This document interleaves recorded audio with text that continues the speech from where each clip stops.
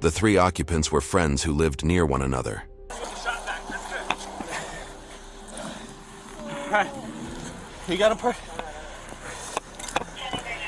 Hey, it's only 2 people in the car, right? 3. 3? Me, her, and no set.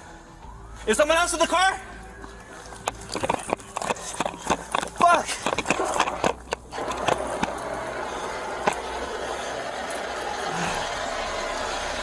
Fuck! Back up, sir.